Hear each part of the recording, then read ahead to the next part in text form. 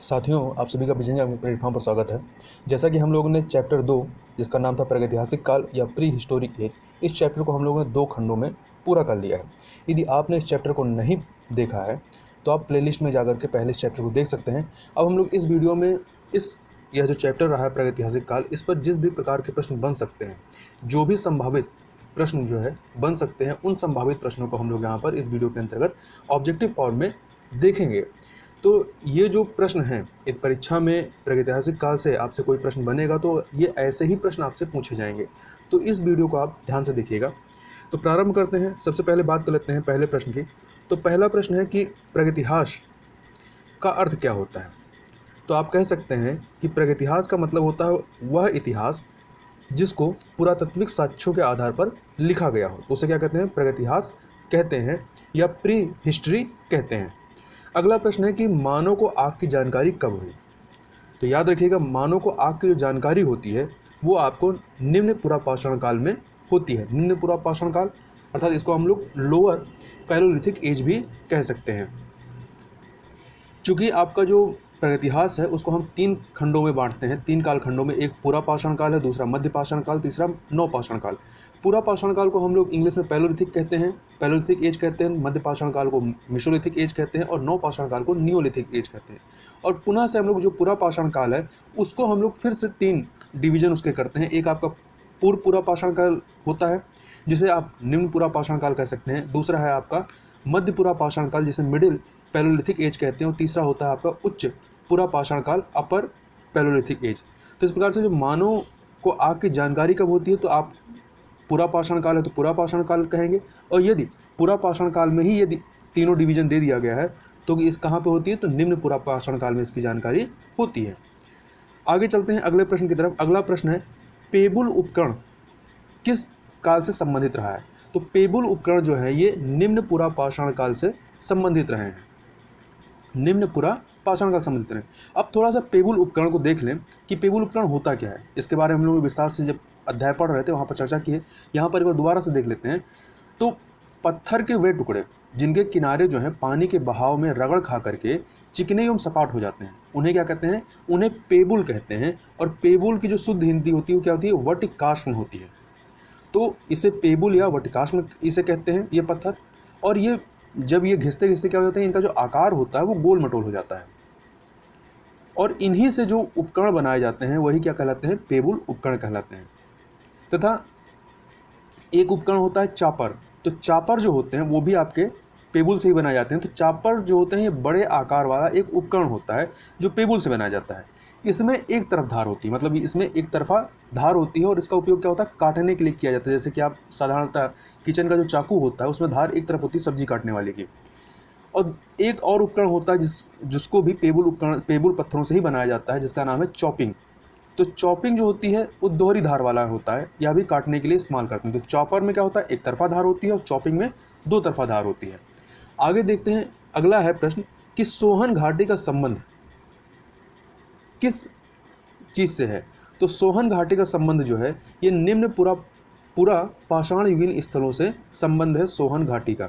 अब ये सोहन घाटी देखें है कहाँ पे, तो सोहन घाटी जो है यह पंजाब की जो सोहन नदी घाटी है उससे संबंधित, मतलब वहाँ पर जो आपके कल्चर विकसित होता है, ठीक है, वो ही आप यही सोहन घाटी में विकसित हुई। और चूंकि इस जगह के नाम पर यहाँ पे जो संस्कृत विकसित होती है उसे क्या कहते हैं, सोहन संस्कृत के नाम से जानते हैं। और यह एक्चुअल में है कहाँ पे, तो यह पूरी ये जो वर्तमान में जगह आती है पाकिस्तान के जो पंजाब वाला क्षेत्र है वहाँ पर आती है।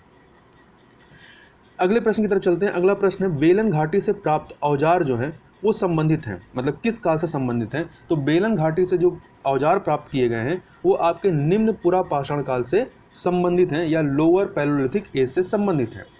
तो बेलन घाटी आपका कहाँ पे आएगा, तो बेलन घाटी कहाँ पे स्थित है, तो यह उत्तर प्रदेश का जो मिर्ज़ापुर जिला है वहाँ पर बेलन घाटी स्थित रही है। अगले प्रश्न की तरफ चलें। तो अगला प्रश्न है कि मानव कि आखेटक और खाद्य संग्रह की अवस्था किस काल से जुड़ी हुई है। मतलब किस काल में जो मानव था वो आखेटक मतलब शिकार करता था और खाद्य संग्रह करता था। तो यह जो अवस्था है यह पूरा पाषाण काल से संबंधित है। तो याद रखिएगा यहाँ पर पूरा पाषाण काल में कैटेगराइजेशन नहीं किया गया, बल्कि जो आप प्रागैतिहास को 3 कालों में बांटते हैं, पूरा पाषाण काल, मध्य पाषाण काल, नव पाषाण काल, या इंग्लिश में पैलेयोलिथिक एज, मेसोलिथिक एज या नियोलिथिक एज। तो इसमें आपका जो पूरा पाषाण काल, जो प्रारंभ की अवस्था रहती है, उसमें मानव की आखेटक और खाद्य संग्राहक वाली अवस्था रहती है। अगले प्रश्न की तरफ चलते हैं। तो अगला प्रश्न है कि सल्कों या फ्लैक्स से बने औजार संबंधित रहे हैं, तो ये किस काल से संबंधित रहे हैं? तो ये सल्क से जो औजार बनाए जाते रहते हैं, ये आपका मध्य पूरा पाषाण काल, यदि ऐसे कहे तीनों में कि पूरा पाषाण काल, मध्य पाषाण काल, तो नव पाषाण काल, तो याद रखिएगा यह पूरा पाषाण काल के अंतर्गत आ जाएगा। और पूरा पाषाण काल में भी किस में आएगा? तो मध्य पूरा पाषाण काल के अंतर्गत आ जाता है। अगला है भीमबेटका का संबंध। भीमबेटका कहाँ पर है स्थल? यह मध्य प्रदेश में, रायसेन जिला के पास। तो भीमबेटका का जो संबंध है, यह एक प्रागैतिहासिक स्थल है जहाँ से चित्रकला के साक्ष्य प्राप्त हुए हैं, तो इसलिए यह फेमस है। आगे चलते हैं, आगे बात कर लेते हैं। अगला प्रश्न है कि पशुपालन संबंधित है, मतलब पशुपालन जो है यह किस काल से संबंधित रहा है, कि मानव किस काल से पशुपालन करने लगा? तो पशुपालन की जो क्रिया है यह मध्य पाषाण काल से संबंधित है, अर्थात मीसोलिथिक एज से संबंधित है। अगला प्रश्न है कि भारत के 2 सबसे पुराने ज्ञात जो है मध्य पाषाण कालीन स्थल, अर्थात मीसोलिथिक एज के जो स्थल रहे हैं वो कौन से हैं? तो ये दोनों हैं आपके सराय नाहर राय और महदहा। सराय नाहर राय के बारे में बात करें तो यह इलाहाबाद प्रतापगढ़ जो क्षेत्र है वहाँ पर सराय नाहर राय स्थित है, मतलब यह जो जगह है वहाँ पर है। और इसके अलावा सराय नाहर राय में स्तंभ गर्त के प्रमाण भी मिले, और यहाँ पर स्तंभ गर्त के प्रमाण के साथ साथ समाधि स्थल भी मिले हैं। कैसे समाधि स्थल? जिसमें जो शवों को जो दफनाया जाता था उसमें सिर शव का पश्चिम दिशा में तथा पैर जो होता था वो पूर्व दिशा में रहता था। इसके अलावा जो महदहा है, महदहा आपका प्रतापगढ़ जो जिला है वहाँ पर स्थित है, और यहाँ पर भी स्तंभ गर्त के अवशेष मिले हैं या साक्ष्य मिले हैं। तथा इसके अलावा यहाँ पे जो समाधान जो किए जाते थे, इनमें एक समाधान ऐसा भी मिला है, मतलब एक क्या कई सारे मिले हैं, जिनमें 2 व्यक्तियों को एक साथ दफनाया गया है। अगला प्रश्न है कि प्रारंभिक स्तंभ गर्त कहाँ पाए गए हैं? तो प्रारंभिक स्तंभ गर्त जो हैं ये आपके सराय नाहर राय और महदहा से पाए गए हैं, जो कि आपके उत्तर प्रदेश में जो ये इलाहाबाद और प्रतापगढ़ वाला इलाका यहाँ पर मिले हैं। अगला प्रश्न है कि मानव द्वारा पाला गया पहला पशु था, मतलब इनका मानव द्वारा बनाया गया पहला पालतू पशु कौन था? तो याद रखिएगा कुत्ता था। क्या था? कुत्ता था। अगला प्रश्न है मानव द्वारा प्रयोग की गई पहली धातु कौन सी थी? तो मानव द्वारा प्रयोग की गई पहली धातु तांबा रही है। इसके अलावा अगला प्रश्न है मानव द्वारा उपयोग में लाई गई पहली फसल कौन सी थी, मतलब किस फसल को सबसे पहले या किस अनाज को इसने सबसे पहले इस्तेमाल किया? तो इसने सबसे पहले इस्तेमाल किया गेहूं का। तो याद रखिएगा चावल और गेहूं कन्फ्यूज मत होइएगा, गेहूं की फसल इसने सबसे पहले इस्तेमाल की थी। अगला प्रश्न है कि कृषि का प्रथम उदाहरण जो है वो कहाँ से प्राप्त होता है? तो कृषि का जो आप देखेंगे जो प्रथम उदाहरण आपको मिलेगा वो आपका मेहरगढ़ से मिलता है। और ये कृषि की जो क्रियाएं प्रारंभ होती है, कब से प्रारंभ होती है? तो नव पाषाण काल से, अर्थात जो नियोलिथिक एज था, यहाँ से आपके मानव जो रहता है वो कृषि कार्य करने लगता है। तो कृषि की जो क्रियाएं हैं वो किससे संबंधित है? नव पाषाण काल से। और इसके प्रथम उदाहरण या प्रथम साक्ष्य कहाँ से मिलते हैं? तो मेहरगढ़ से। और मेहरगढ़ की यदि अवस्थित देखें कहाँ पर है, तो मेहरगढ़ जो है या उत्तर पश्चिम जो क्षेत्र है, बलूचिस्तान ऐसे कह सकते हैं कि बलूचिस्तान वाला जो क्षेत्र है वहाँ पर यह स्थल स्थित है। और यहाँ पर जो है गेहूं एवं जौ के प्रारंभिक साक्ष्य मिले थे। और इसके अलावा ये जो मेहरगढ़ है, चूँकि यहाँ कृषि अच्छी होती थी इसलिए मेहरगढ़ को बलूचिस्तान की रोटी की टोकरी भी कहा जाता रहा है। आगे चलते हैं, आगे बात कर लेते हैं अगले प्रश्न की। तो अगला प्रश्न कोल्डिहवा का संबंध है। कोल्डिहवा का संबंध किससे है? तो कोल्डिहवा का संबंध जो है वो चावल के प्राचीनतम साक्ष्य से है। कोल्डिहवा जो है ये आपका बेलन नदी पर इलाहाबाद के दक्षिण में स्थित है। और यहाँ कोल्डिहवा से 3 सांस्कृतिक अनुक्रम पाए गए हैं। कौन कौन से? यहाँ पर मतलब 3 जो संस्कृतियों के अवशेष मिले हैं, नवपाषाण काल के, ताम्रपाषाण काल और लौहयुगीन। इसके अलावा यहाँ पर 6000 ईसा पूर्व के आसपास धान उगाने के साक्ष्य मिले थे। तो कोल्डिहवा जो है यहाँ से चावल के प्राचीनतम साक्ष्य प्राप्त हुए हैं। यह प्रश्न पूछा भी गया है पीसीएस की परीक्षा में। अगला प्रश्न है कि बुर्जा होम जो है यह किससे संबंधित है? तो बुर्ज होम जो है यह नव पाषाणकालीन स्थल से संबंधित है, नियोलिथिक एज से संबंधित है। बुर्ज होम स्थित कहाँ है? तो बुर्जा होम जो है यह कश्मीर, जम्मू कश्मीर में स्थित है। और बुर्जा होम का जो शाब्दिक अर्थ होता है वो होता है जन्म स्थान। और यहाँ पर बुर्ज होम में गर्तावासों या गर्त होम के अवशेष मिले हैं। मतलब यहाँ पर जो लोग झीलों के किनारे रहते थे वो मानो जो गर्तावासों में रहा करते थे। और यहीं पर कब्र से, जो कब्र मिली उसमें एक कब्र से मालिक के साथ कुत्ते को दफनाए जाने का प्रमाण भी मिला है। और इसके अलावा यहीं पर जम्मू कश्मीर में एक स्थल और है गुफ कराल, तो गुफ कराल में भी गर्तावासों के साक्ष्य मिले हैं। अगले प्रश्न की तरफ चलते हैं। अगला प्रश्न है कि पूर्वी भारत का प्रमुख नवपाषाण कालीन स्थल अर्थात नियोलिथिक एज, जो नियोलिथिक एज जो है पूर्वी भारत का वह प्रमुख नवपाषाण कालीन स्थल कौन सा है? तो यहाँ का जो प्रमुख है वो आपका इन चारों में से वो कौन सा है? चिराद है। चिराद है क्योंकि आदमगढ़ कहाँ है? ये पूर्वी भारत में नहीं आएगा, मध्य भारत में आएगा, ये मध्य प्रदेश में है। जारवे जो है यह आपका जारवे आपका महाराष्ट्र के अहमदनगर जिला से संबंधित है, तो ये आपका पश्चिम में चला जाएगा। तो इन जो ऑप्शन दिया गया है इसमें से पूर्वी भारत का प्रमुख नवपाषाण कालीन स्थल कौन सा है? चिराद है। चिराद कहाँ पर स्थित है? तो बिहार में स्थित है। इसके अलावा यदि पूर्वी भारत के कुछ अन्य नवपाषाण कालीन स्थलों की बात करें तो यहाँ पर चेचर, शेनवार, तारादीव, कुचाई। कुचाई जो है आपका चेचर जो है यह भी बिहार में है, ठीक है। कुचाई जो है यह उड़ीसा में स्थित है। इसके अलावा उत्तर पूर्वी भाग में, नॉर्थ ईस्ट भाग में दाओजली घाटी भी जो है वो नवपाषाण कालीन स्थल है जो कि असम में स्थित है।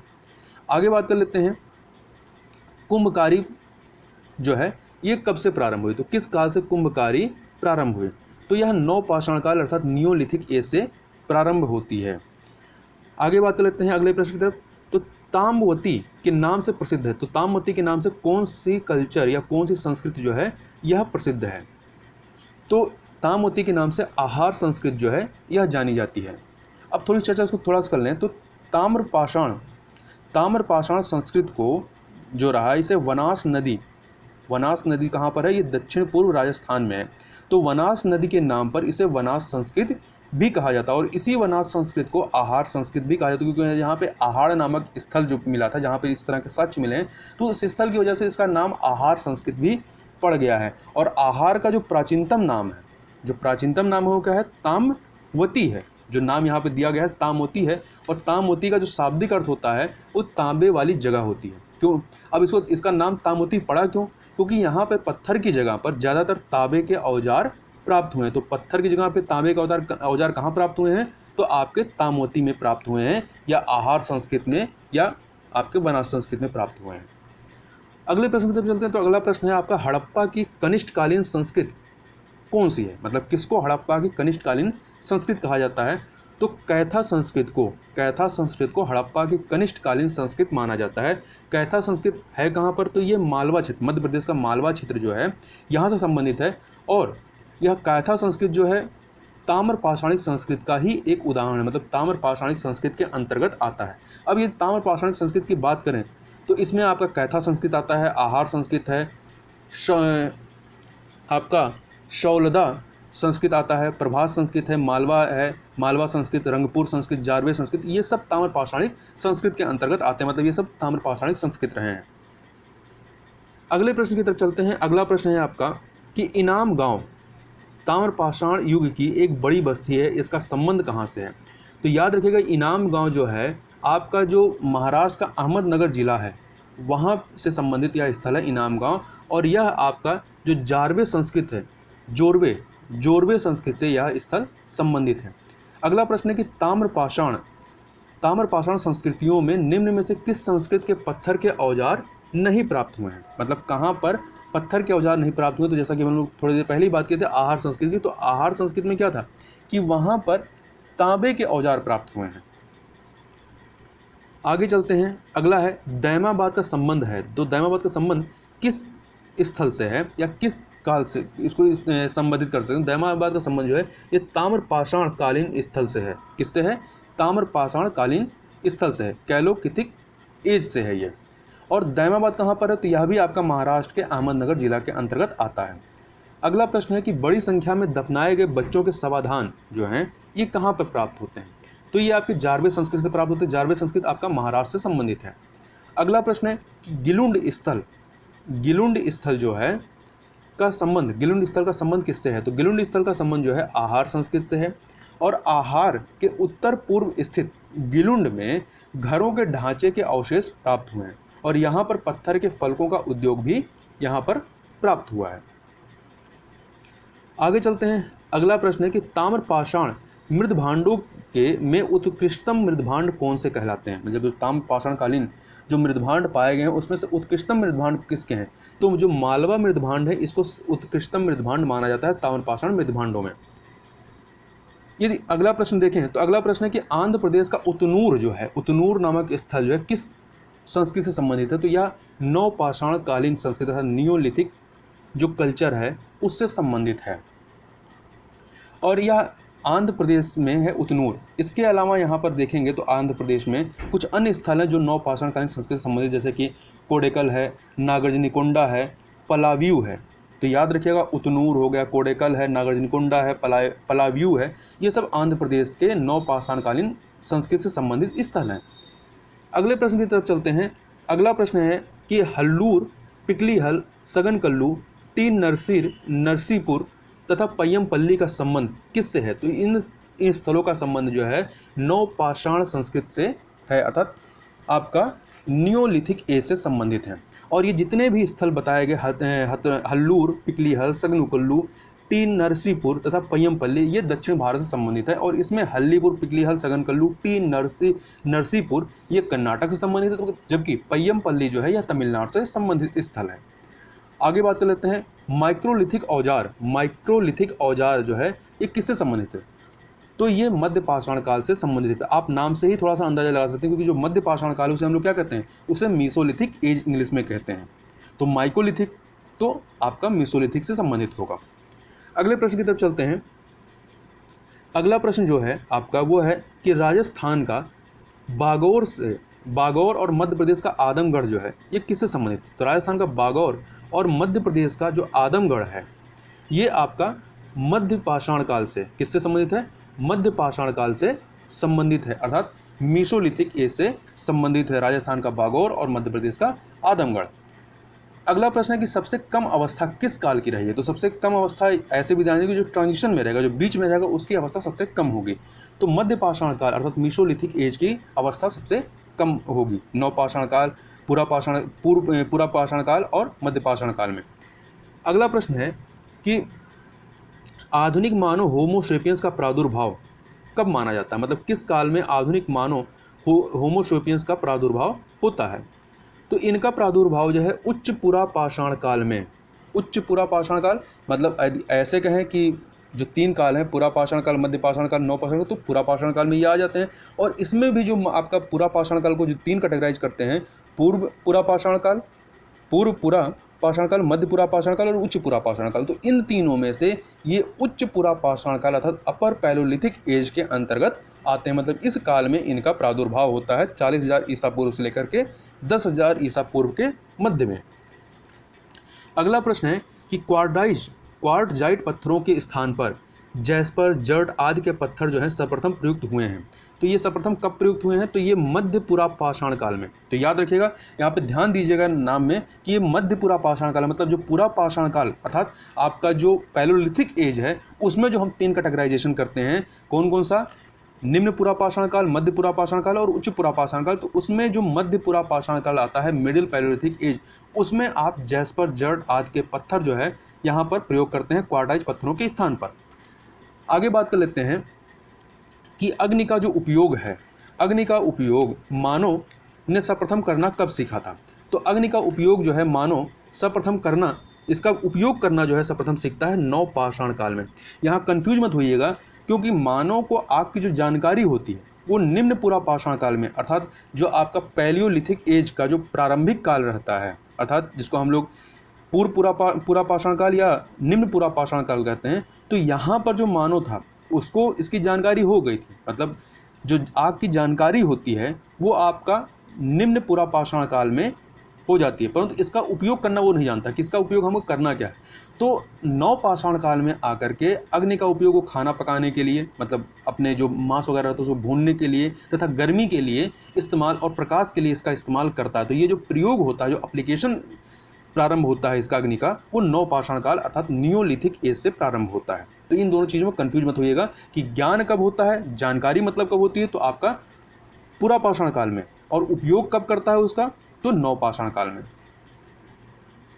आगे चलते हैं अगले प्रश्न की तरफ। तो अगला प्रश्न है कि हस्त कुठार अर्थात हैंड एक्स, विदरणी, क्लीवर और खंडक, खंडक को गड़ासा कहते हैं, यह उपकरण जो है प्रयुक्त होते थे, मतलब किस काल में प्रयुक्त होते थे, तो ये उपकरण जो है आपके निम्न पुरा पाषाण काल, किसमें, निम्न पुरा पाषाण काल में, अर्थात जो आपका पैलोलिथिक एज का कैटेगराइजेशन था उसमें प्रारंभिक, उसमें इसको प्रयोग किया जाता था।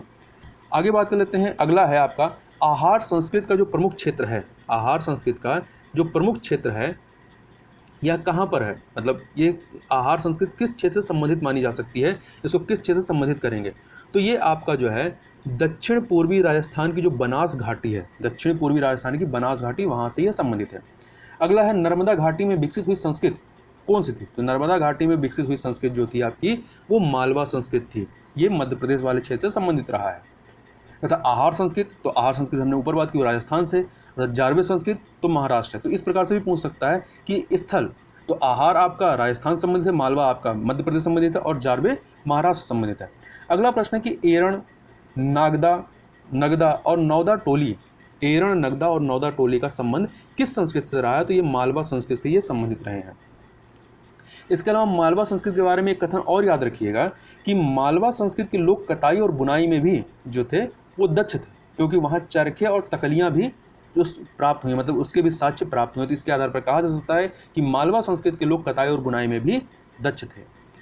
आगे चलते हैं, अगला प्रश्न है कि भारत में दो संस्कृतियाँ एक साथ पाई गई, मतलब कौन सी दो संस्कृतियाँ एक साथ पाई गई हैं, तो ये आपका है मध्य पाषाण काल अर्थात आपका मीसोलिथिक एज और नवपाषाण काल अर्थात नियोलिथिक एज।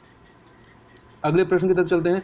अगला प्रश्न है कि भारत में जो एकमात्र मानव कब पाया जाता है वह कहाँ पाया गया, तो यह असम का जो श्वेतभ्रू गिब्बन है, ये आपका भारत में पाया जाने वाला एकमात्र मानवाव कपि है।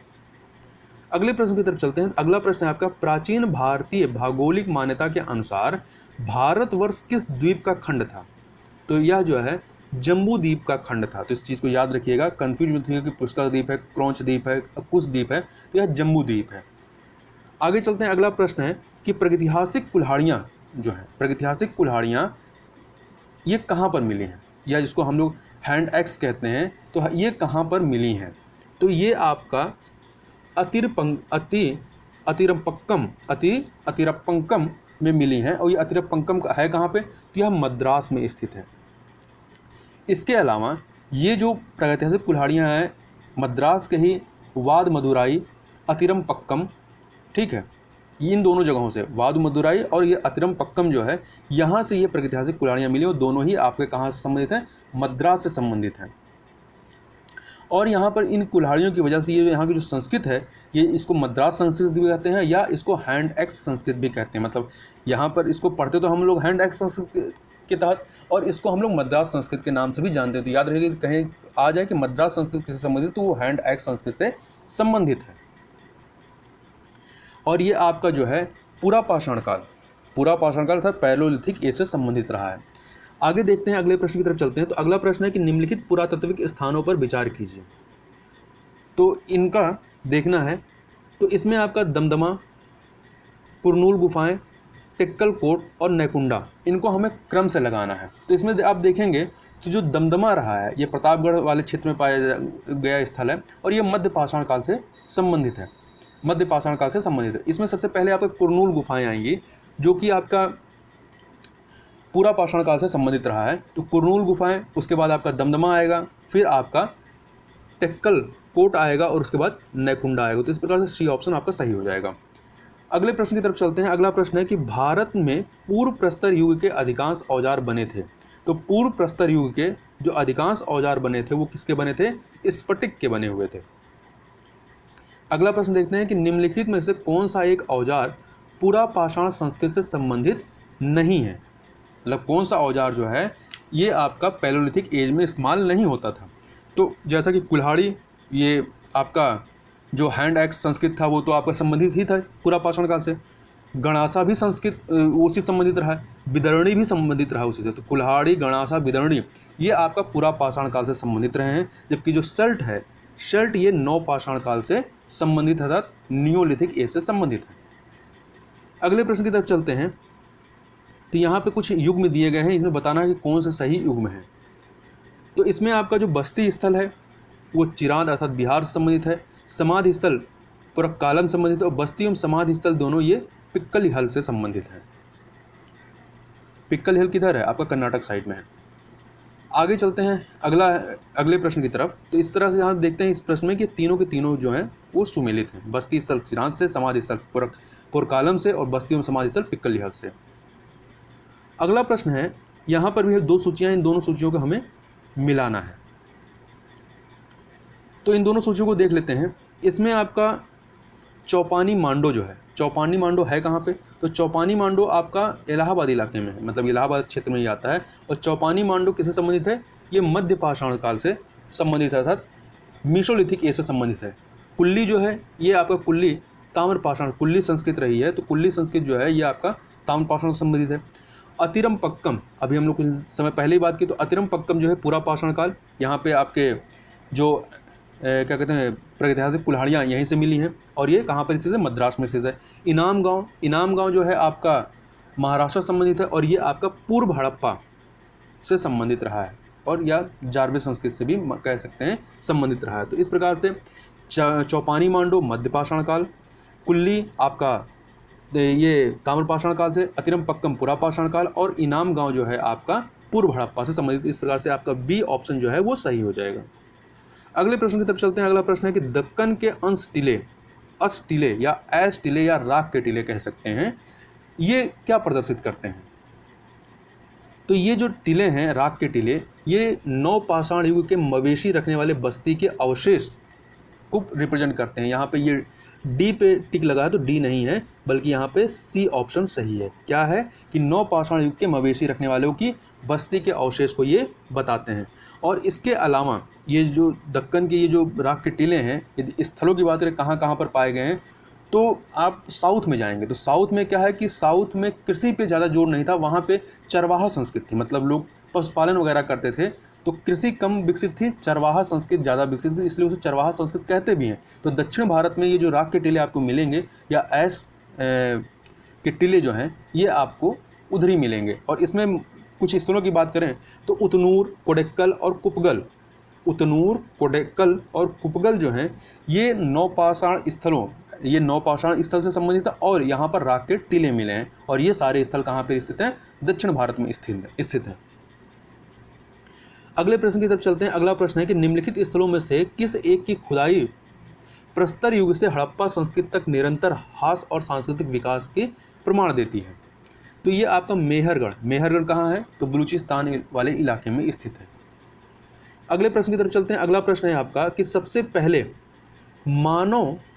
पहले का मानव सदृश प्राणी जो प्राज्ञ मानव या होमोसेपियंस से प्रजाति रूप से भिन्न था, उसे सामान्यता माना जाता है। उसे क्या माना जाता है?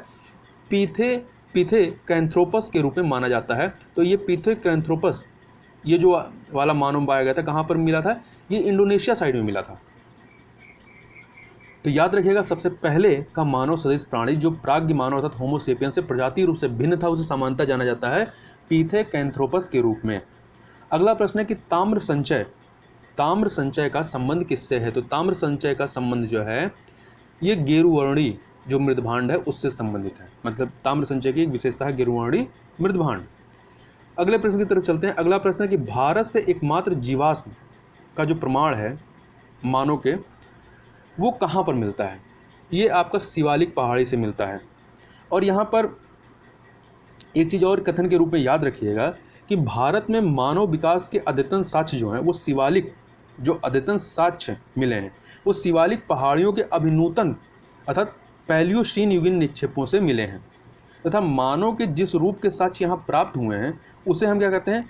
रामापिथेकस। क्या कहते हैं? रामापिथेकस की संज्ञा दी जाती है। परंतु पूरे भारतीय उपमहाद्वीप में आदि मानव का कोई जीवाश्म नहीं मिला। साक्ष्य मिले हैं परंतु जीवाश्म नहीं मिला है।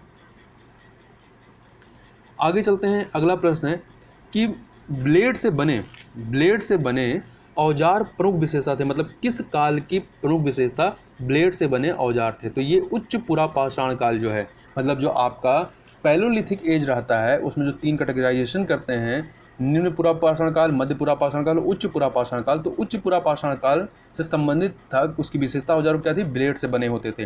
अब थोड़ा सा इसको देखें तो उच्च पुरापाषाण काल का जो प्रधान पाषाण उपकरण था वो ब्लेड है। अब ब्लेड क्या होते हैं, ब्लेड जो होते हैं पतले तथा सक्रिय आकार वाला वह पाषाण फलक होता है, मतलब पत्थर का टुकड़ा होता है, जिसके दोनों किनारे जो होते हैं क्या होते हैं, समानांतर होते हैं, अर्थात पैरेलल होते हैं, तथा जो लंबाई में, जिसकी लंबाई जो होती है चौड़ाई से दोगुनी होती है। ठीक है, लंबाई जो है वो चौड़ाई से दोगुनी होती है। आगे चलते हैं अगले प्रश्न की तरफ। तो अगला प्रश्न है कि पूर्व पुरापाषाण काल के कुछ औजार 16 आर, ये स्थल है 16 आर और सिंगी तालाब में पाए गए ये जो स्थल हैं, पाए गए ये स्थल कहाँ पर स्थित है, मतलब किस जगह पर स्थित हैं।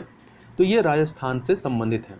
अगला प्रश्न है कि सल्क निर्मित औजार प्रमुख रूप से पाए गए हैं। ये सल्क निर्मित औजार प्रमुख रूप से कहाँ पाए गए हैं, तो ये पाए गए हैं आपके मध्य पुरापाषाण काल से संबंधित पाए गए हैं। ठीक है, अगला प्रश्न की तरफ चलते हैं।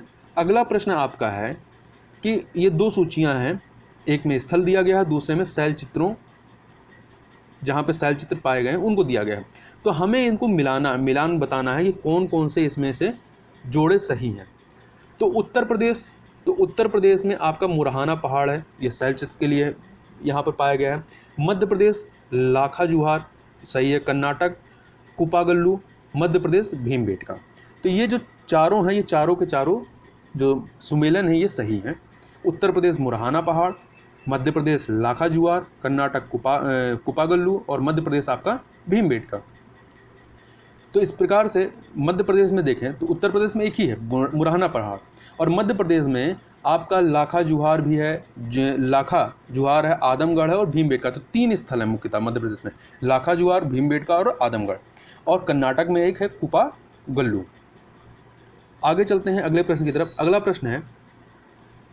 अगला प्रश्न ये है कि भेड़ बकरियां आदि को रखे जाने का साक्ष्य हमें कहाँ से प्राप्त होता है। तो ये जो साक्ष्य हमें मिला है वो कहाँ से मिला है, वो बागौर से मिला है। ठीक है, और बागौर है कहाँ पर, बागौर आपका राजस्थान में। तो बागौर के बारे में थोड़ी चर्चा कर लें।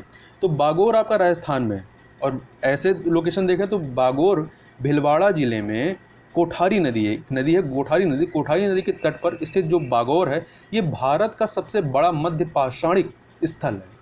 कौन सा, मध्य पाषाणिक स्थल है, अर्थात मेसोलिथिक एज का सबसे बड़ा स्थल है। तो इसको आप फैक्ट के रूप में भी याद रखिएगा, तो पूछा जाए परीक्षा में कि भारत का सबसे बड़ा मध्य पाषाणिक स्थल कौन सा है, तो बागौर है। और कहाँ पर स्थित है, राजस्थान में स्थित है। और यहाँ पर मध्य पाषाणिक, ताम्रयुगीन और लौह उपकरण प्राप्त हुए, मतलब 3 जो फेजेज रहे या 3 एज रहे हैं, उससे यहाँ पे वह संबंधित जो साक्ष्य या उपकरण प्राप्त हुए हैं। और यहाँ पर एक चीज़ और याद रखिएगा कि राजस्थान का जो बागौर है और मध्य प्रदेश का आदमगढ़, ठीक है, ये प्राचीनतम पशुपालन अर्थव्यवस्था के साक्ष्य प्रस्तुत करते हैं। मतलब भारत में जो प्राचीनतम पशुपालन की अर्थव्यवस्था के जो साक्ष्य मिलते हैं वो कहाँ से हैं, राजस्थान का बागौर और मध्य प्रदेश का आदमगढ़। अगला प्रश्न है कि गंगा घाटी में चावल के प्राचीनतम प्रमाण प्राप्त हुए हैं, किस समय प्राप्त हुए? तो ये 4वीं शताब्दी ईसा पूर्व में, 4वीं शताब्दी ईसा पूर्व में।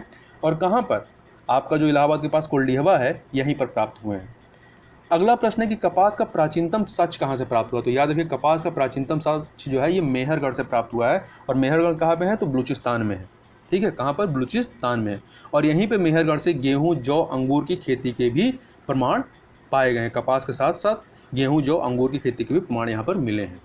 इसके अलावा अगला प्रश्न जो इसमें आपका है वह है कि गणेश पूजा का साक्ष्य कहाँ से प्राप्त हुआ है? तो गणेश पूजा का साक्ष्य जो है आपका दैमाबाद से प्राप्त हुआ है। तो दैमाबाद कहाँ पर है, ये महाराष्ट्र में है। इसके अलावा कुछ अन्य चीज़ें भी आप यहाँ पे बारे में याद रखिएगा कि दैमाबाद में एक पात्र मिला है, तो एक उस पात्र पर चित्रकारी है। तो उस पात्र पर की गई चित्रकारी में एक देवता को बाघों जैसे जंतुओं और मोर जैसे पक्षियों से घिरा हुआ दिखाया गया है। कुछ विद्वान इसकी तुलना जो है वो शिव पशुपत से करते हैं। तो दैमाबाद कहाँ पे है, आपका महाराष्ट्र में है। इतनी चीज़ याद रखिएगा। इसके अलावा आप मालवा में देखेंगे तो मालवा में वृषभ पूजा के साक्ष्य मिले हैं। जबकि इनाम गांव जो है, यह भी इनाम गांव भी आपका महाराष्ट्र में है। तो यहाँ से सिर कटी छोटी छोटी मूर्तियाँ तथा अग्निकुंड के साक्ष्य मिले। तो अग्निकुंड के साक्ष्य मिलने से अग्नि पूजा का इमेजिन किया जाता है कि यहाँ पर अग्नि पूजा होती रही होगी। और जोरबे भी, ये भी आपका महाराष्ट्र संबंधित है। तो दाइमाबाद इनाम गांव और जोरबे किससे संबंधित है? महाराष्ट्र संबंधित है। और मालवा आपका मध्य प्रदेश वाले क्षेत्र से संबंधित है। तो इस प्रकार से हमने यहाँ पर कुछ जो चैप्टर हमने प्रागैतिहासिक काल वाला जो चैप्टर पढ़ा था, उस चैप्टर संबंधित जो महत्वपूर्ण प्रश्न जो भी बन सकते हैं उनको हमने यहाँ पर देखा। तो ये प्रश्न जो ऐसे हैं कि परीक्षा में यदि प्रागैतिहासिक काल से प्रश्न बनेगा तो यहाँ से प्रश्न पूछे जा सकते हैं। तो इसलिए इसको ध्यान से आप लोग देख लीजिएगा। तो इस वीडियो में बस इतना ही। मिलते हैं नेक्स्ट वीडियो में, तब तक के लिए बहुत बहुत धन्यवाद।